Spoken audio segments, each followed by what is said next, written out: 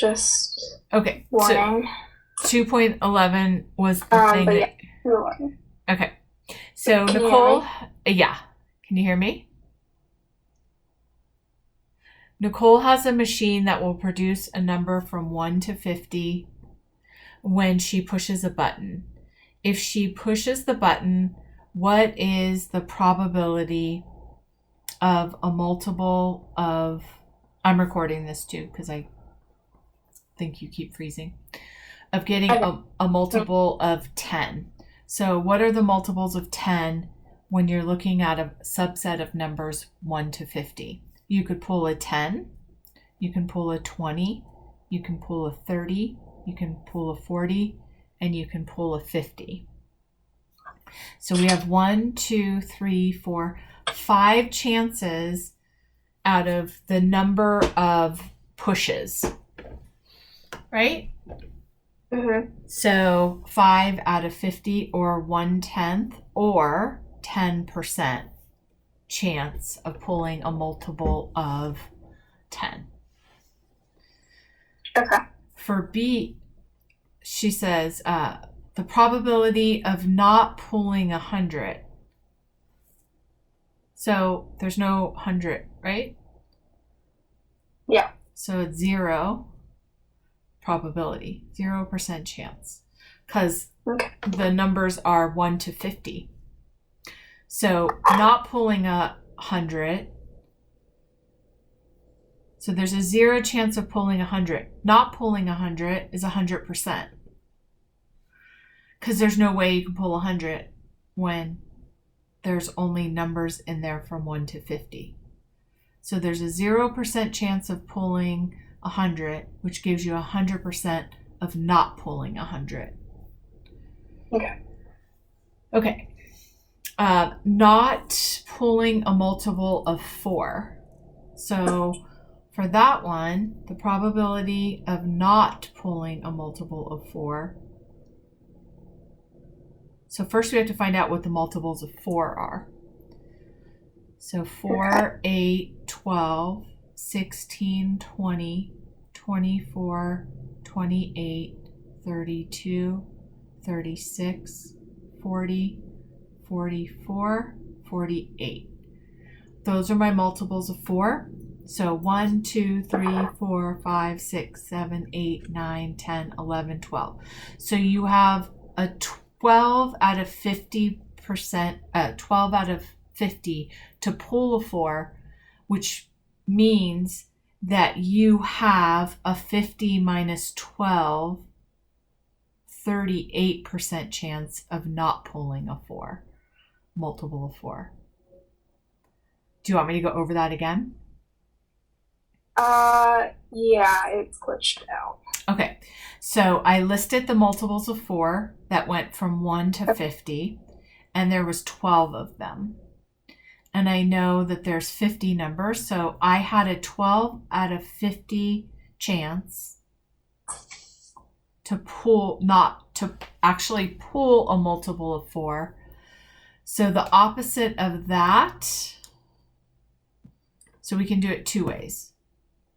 12 divided by 50 gives you a 24% chance of pulling a 4. Oh, how did I get 38? I don't know what I did. Oh, 50 minus 4. Okay. So what are the chances of not pulling a 4? Multiple of 4. I keep saying 4. Okay.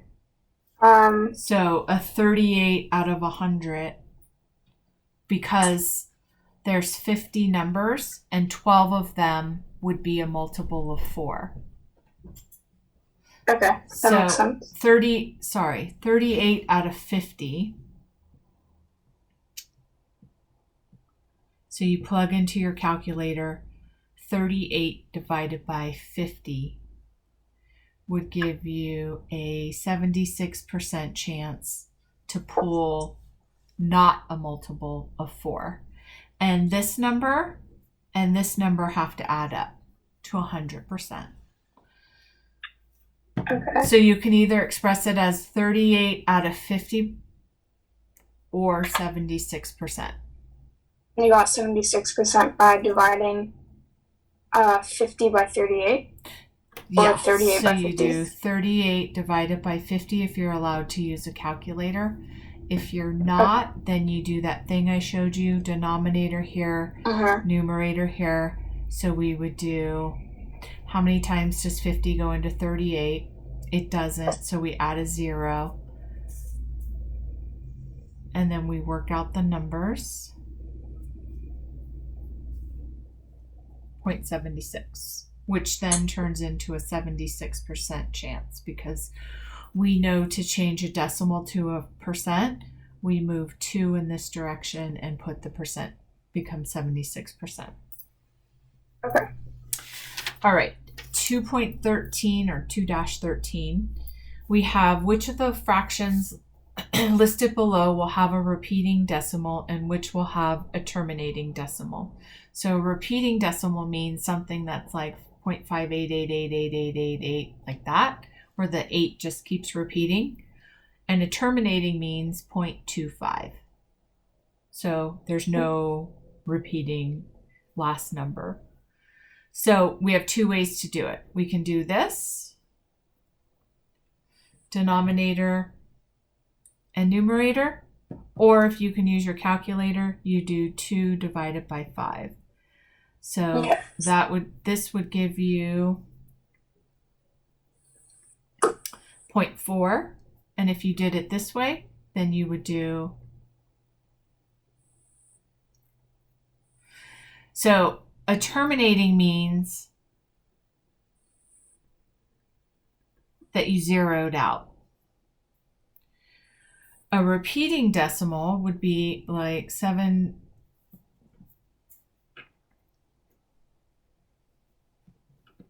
out of 45. You can either do 7 divided by 45, or if they don't allow you to use a calculator, you do denominator here and numerator here. So we have 45 goes into 7 0 times. So we add a 0. 45 goes into 70 1 time. And then we add a 0, bring it down. 45 goes into 255 times. That gives you 225.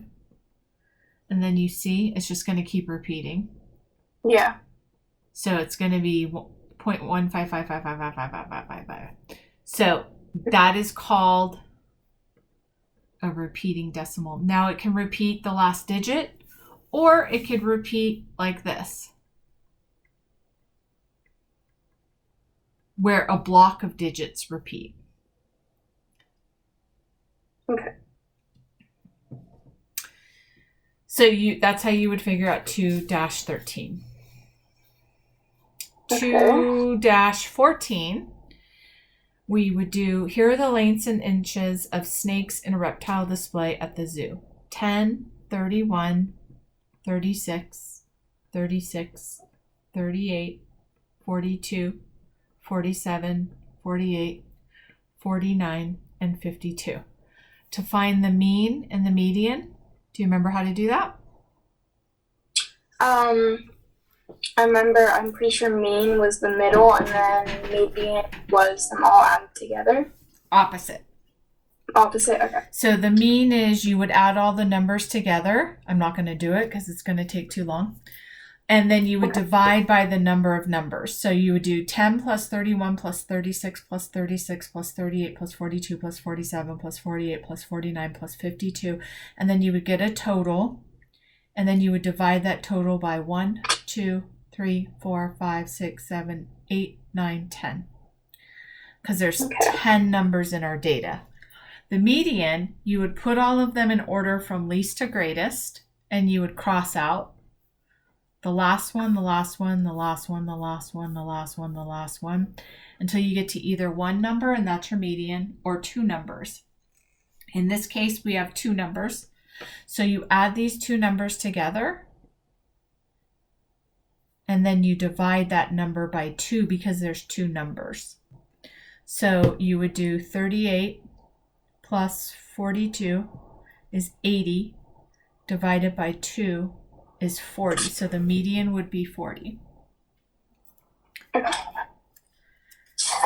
right. 2-15.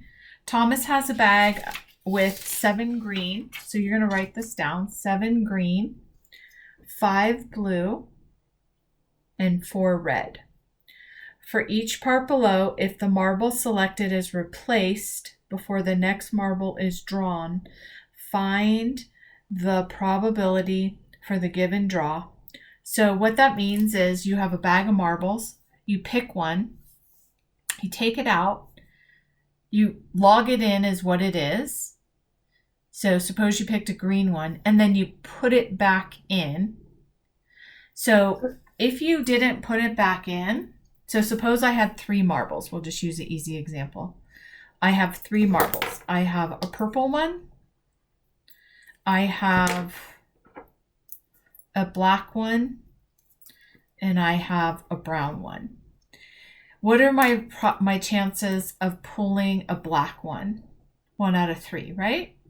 What about a pencil one or brown one? 1 out of 3. What about a purple one? 1 out of 3. But suppose I said, I'm going to pull, but I'm not going to put, if I pull a black one, I'm not going to put the black one back in. So I have 1 black one, I have 1 brown one, and 1 purple one. So when I first start out, I have a 1 out of 3 chance to pull either one. But suppose I pull this black one out. So now there's no longer a black one and I do not put it back in. My chance of pulling a black one was 1 out of 3. Now my chance of pulling a purple one is 1 out of 2, and my chance of pulling a brown one is 1 out of 2. My odds change because I'm not putting this one back in. So the first thing you have to ask yourself is, are they putting these back in, or are they taking them out? And now if I drew a green one, my number will change for my total, right? Does that make sense to you? Mm-hmm. So the probability right now of pulling a green one would be 7 out of the total. The probability of pulling a brown or a blue one would be 5 out of the total. And a probability of pulling a red one is 4 out of the total. Does that make sense to you? Mm-hmm. So the totals would be 7 plus 5 plus 4, which at this point is 16. But if every time I pulled, I didn't put, suppose I pulled a green one, I didn't put it back in, my total would always change depending on how many marbles I took out of the bag. So on pull 1, it would be 7 out of 16 or 5 out of 16 or 4 out of 16. But then pull 2, it would go down to 15 because I took a marble out. Pull 3, it would go down to 14 because I took those marbles out. Does that make sense? So your total can change depending on whether you're putting your marbles back in or not. So for this example, they're saying that we have 7 green, 5 blue, and 4 red. And it says, if the marble selected is replaced before the next marble is drawn, find the probability for the given draw, which means every time you pull a green out, the green goes back in. Every time you pull a blue out, the blue goes back in. So the total's going to stay the same on all draws. Okay, so the probability of pulling a red marble is what? So P of pulling a red, a P of pulling a red or green, and the probability of pulling an orange marble, right? Mm-hmm. So how many chances could you get a red? Red.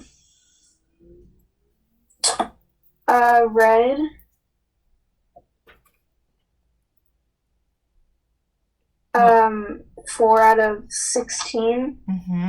Which is, if you simplified that, 1 out of 4, which is 25%. Okay. How about a red or green marble? For green, it would be 7 out of 16. Oh, wait. Yeah, I think 7 out of 16. So a red would be 4, or a green, which means you could either pull a red or a green. So you would take the red and you would take the green and you would add it together. So you have an 11 out of 16 chance of pulling a red or green marble. And then to make that into a decimal or percent, you would do numerator divided by denominator. So you have a 6.875% chance, but we would just round it to the nearest tenths right here. Hundredths. So you have a 0.69% chance, and then you turn it into a percent, 69% chance of pulling a red or green. Okay. And then what is the probability, Lauren, of pulling an orange marble? An orange marble probability would be 7 out of, 0 out of 16. Yeah. Because there is no marble. You have a 0% chance of pulling an orange marble. Okay. You got it. All right.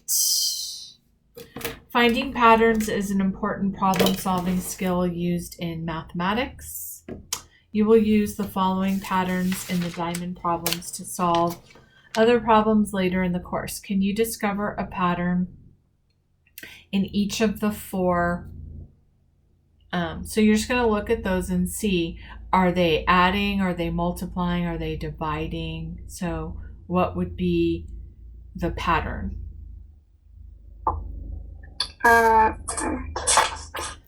And then use the pattern you discovered in the above to complete the other ones. Okay.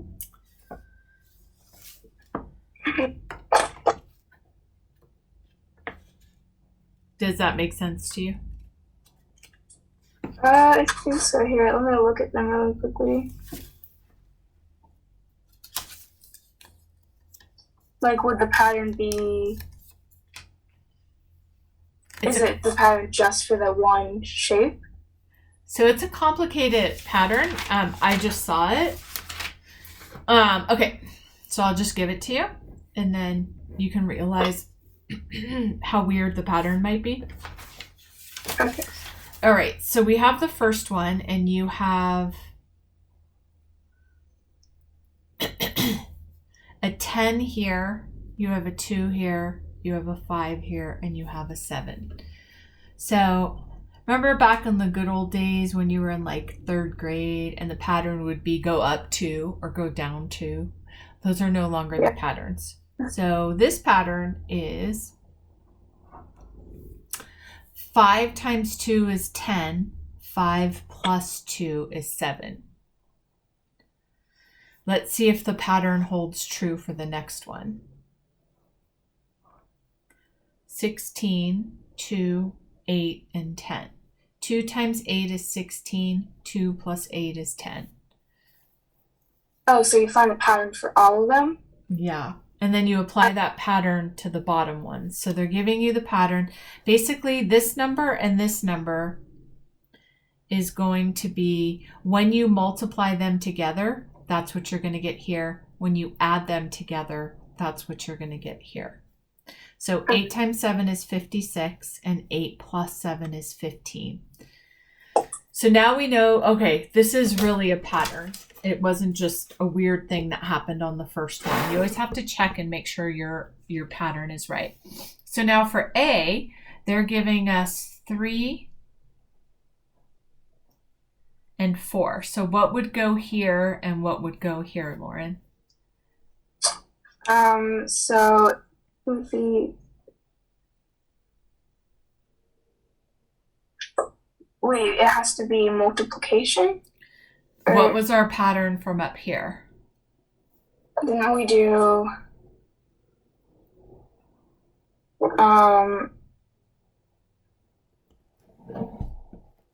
So we're working with these two numbers right here, the side numbers, right?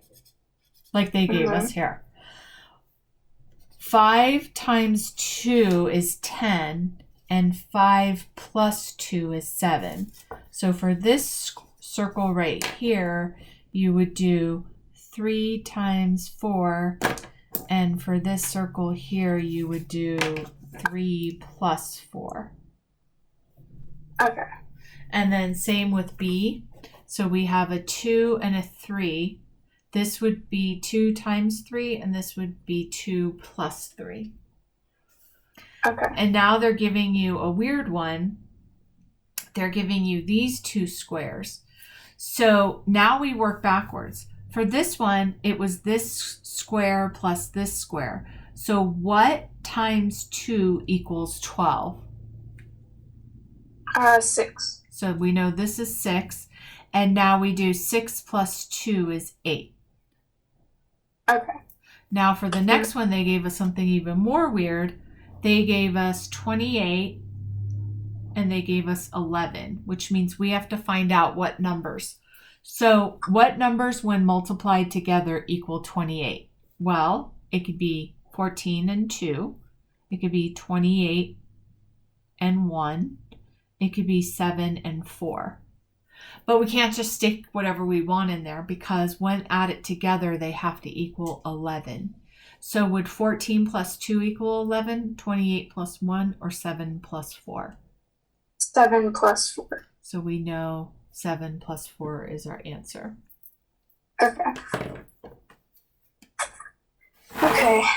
Is it making sense now? Yeah. Okay.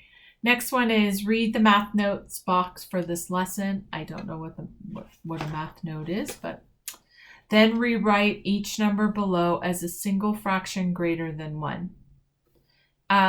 So what is a math note? I have no idea what they're talking about. I don't think we went over this either. Oh, it's just an improper fraction. So how do we change 1 and 1/11th into an improper fraction?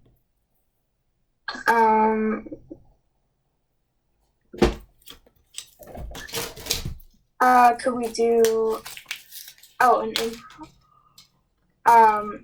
11 times 1, then 11 plus 1, which is 12, and then 12 divided by, 12 over 11. Yep. And then what about B? And then 5 times 3, 15 plus 2, 17, then 17 over 5. Yep. And then what about 3? 15 times 2, 30. 30 plus 4 is 34, and then 34 over 15. Yep. That's all you have to.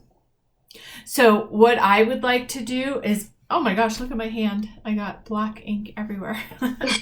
I was like, why do I keep finding black everywhere? For the next section, I would like to, this session, instead of meeting Wednesday or Thursday this week, I want to do a video to get you ahead so that I'm your first teacher of this stuff. And then you'll go in tomorrow and the next day and you'll hear it for a second time. Okay. Is that good for you, or do you want to save me for another day? Wait, are you saying like do one day and then you make a video for the next week? No, so I'm saying, do you want me to now go to 2.1.2, or do you want to do a Wednesday or Thursday time this week? Oh, I don't know. Which one do you think? Whatever would be like better for me. But I don't know. Whatever would help me out more, I guess. Okay, so I think probably me being your first teacher of this, then your teacher's going to teach you tomorrow, right? And then you're going to hear it for the second time. So that's what I think for this week. We can play it week by week, but I think for this week, let me get you ahead and see how that works. Okay. Okay, so this next section, 2.1.2, we're talking about how I can rewrite a decimal. So a decimal can be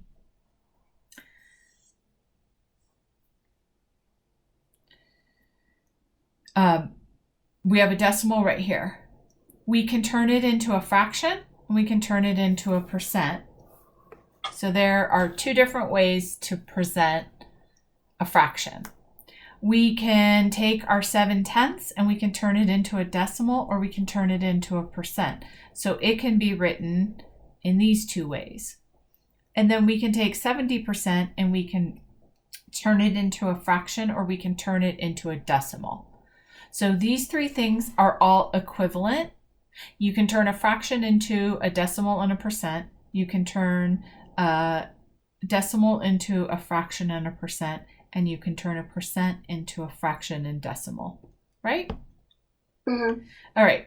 So they're talking about how for 2-18, complete the representations of a proportion web for each number below. So they're saying, here's where they want the fraction, here's where they want the decimal, and here's where they want the percent. So if my fraction is 7/10, I'm going to put 7/10 up here. What would it be as a decimal? It would be 0.7. And then what would it be as a percent? 70%. And this is all in a triangle. Does that make sense? I think we already did this too. So okay, good. So 0.75 is the next one. So how would we write 0.75 as a fraction, decimal, and a percent? Well, we already have it. We already have it as a decimal. So how would I write that as a fraction and a percent? you would do as a fraction 75 over 100, and then as a percent 75%. Yep. So that is pretty much what they're asking to do. And then in here, you would do the words. So this would be 7/10, and this would be 75/100 or whatever. Okay, so these are the examples. 3/5, 5/8, 0.75. Does that make sense? Mm-hmm. All right. Since 0.7 is described in words as 7/10, it is not a surprise that the equivalent fraction is 7/10. Obtain a set of decimal cards from your teacher or use the list below to complete the following tasks. Use the name of the fractions like 2300ths to rewrite each terminating decimal as a fraction. So this would be 1900ths, this would be 19,000ths, this would be 391,000ths, this would be 3/10ths, this would be 1,000ths, and this would be 524,000ths. And the reason why I know that is because this tells me the number I'm supposed to say, like 19 or 391 or 1 or 19 or 3 or 524, and the place that it ends is my denominator. So this would be 19 over what? This is the tenths, this is the hundredths. That's how I could do it so quickly, because I saw how many this was. This was thousands, this was thousands, thousands, tenths, thousands, because this had 3 digits. This is the tenths, this is the hundredths, this is the thousands. So if it has 2 digits, it's over 100. If it has 3 digits, then it's 19 thousandths, 391 thousandths, 3/10, because it ends on the tenths, 1,000ths, and 524 thousandths. So that would be the name of it. And then be sure that the fraction is equal to the decimal. So you would do that. Okay. So this is the one I was telling you about. Remember I said sometimes it's not the last digit that repeats, but it's a pattern. So this is 7.373737. So the repeating the line would go over the 3 and the 7. For this one, it would go over the 7 and the 3 because it's 0.737373. So whatever the pattern is, that's what it would go over, not just the last number. If you had 0.73 and you put this, that would mean 0.733333. But this is 0.73. So you put it over whatever the pattern is. Okay. Does that make sense to you? Mm-hmm. Okay. So the previous page, they're talking about finding equivalent fractions, right? Or decimal, finding the decimal equivalent. So we have two ways we can do that. We can do denominator over numerator. Denominator on the outside, numerator on the inside. Or if they allow you to use a calculator, we do 19 divided by 99, which is 0.19191919919. So the decimal can be written like this.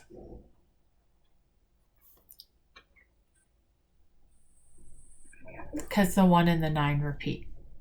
So there's two ways to figure it out. There's doing the denominator and the numerator, or on your calculator, we'll do the next one. 391 divided by 999. So this one is 0.391391391. So what would I put my line over? Would you do over 100? You would do 0.391, and you'd put your line over the 3, the 9, and the 1. Oh, okay. Sorry. I thought, yeah. Okay, so that is terminating decimals and non-terminating.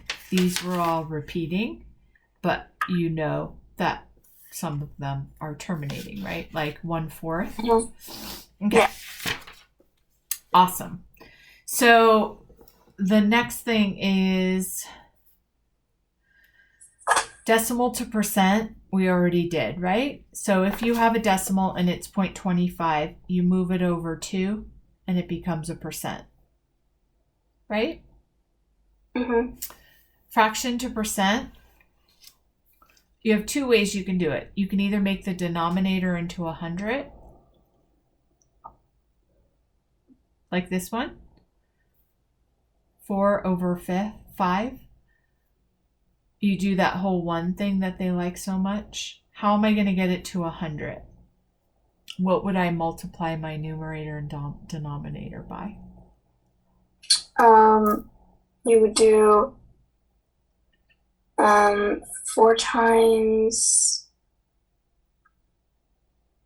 So we're trying to get it to 5 to 100 first. Oh, okay.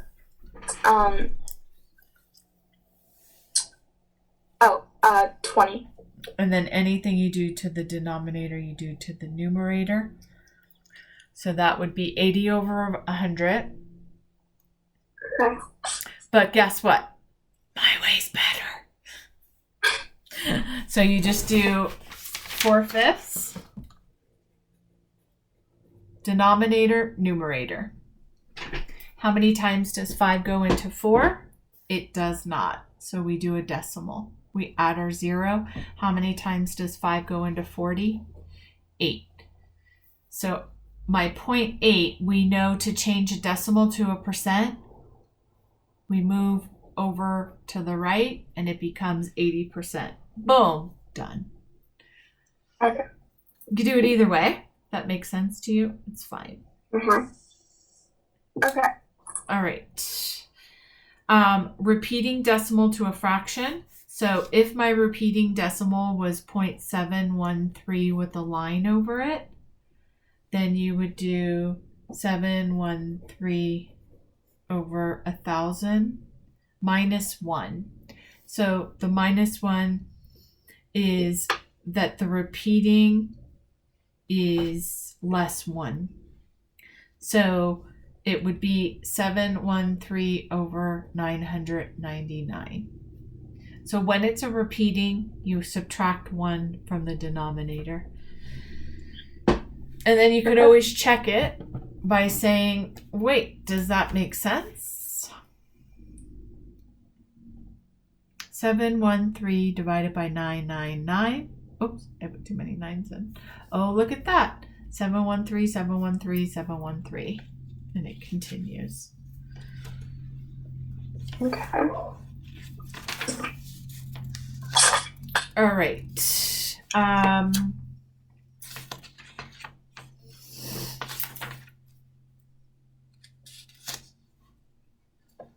All right. So hopefully you remember doing this.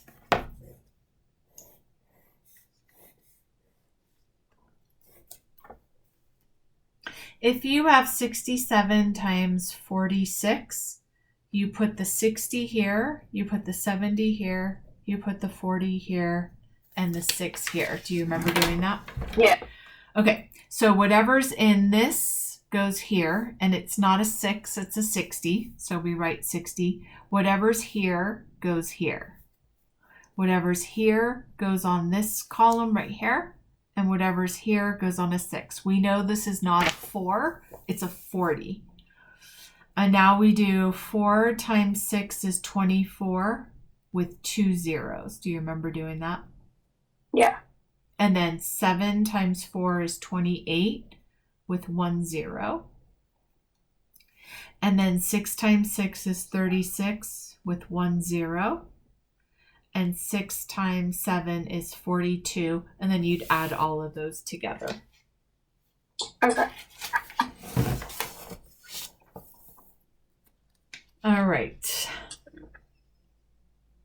That's probably as far as you're going to get. I don't think you're going to go, by the time I see you, I don't think you're going to have 4, 6, 8, 10, 12 pages done. So I think this is probably where you will end. Okay. Do you feel comfortable with what we did today? Mm-hmm. Do you have any questions? No. Okay, the last thing I want to go over is absolute value because you're going to be doing it on page 89. Okay. Absolute value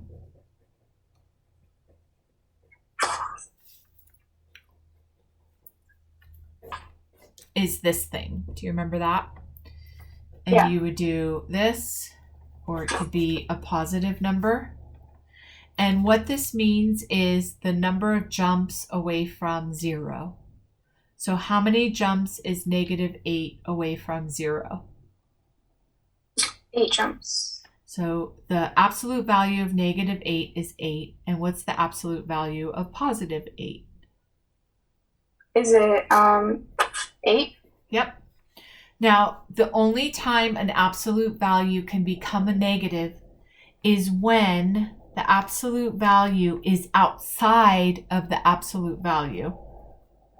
Okay. So for both of these, this would be 8, but this negative is outside. So this would be negative 8, and this would be negative 8 because the absolute value, the sign is outside of the absolute value. So the examples that they give are negative 20 minus 5.3, and it's in absolute values, and then negative absolute value of this. So remember, if you have a negative and a negative, you add them together. So this would be negative 25.3. But it's the absolute value, so you get rid of the negative. And then this one, this would be negative 3, but there's a negative here. So we know that this negative would go away by being in the absolute value, but now you add it back in because the absolute value has a negative in front of it. Does that make sense? This would be -3, but it would be cleared out, but then it has to be put back in because there's a negative outside. Okay. Weird, right? Yeah. So just remember, if there's an absolute value, then it would come over. If there's a negative outside, if there's a negative inside, it clears out the negative. Okay. All right, my darling, we got up to page 88, 89. Not every single concept, but the main concepts of those. So hopefully what will happen is your teacher will give it to you and you'll be like, oh yeah, I just went over that with Anne. So it'll probably help you. And then that's what we need to do, I think, is get you ahead of where you are in the book so that everything your teacher teaches you will be a review of what I've already taught you. Okay. Woo, that was a lot. So you don't have to watch all of that. Do it section by section. So whatever you're doing. Yeah. Catch up on homework and stuff. So. Okay. We got a lot done, girl. Yeah. Okay. Do I have tutor tomorrow? No, so we did the whole 50 minutes. So if you do need it on one of the days, let Mom know and she can see if I have any openings. But we already finished for the week, so. Okay. Thank you. Okay, bye, honey. Bye. Thank you.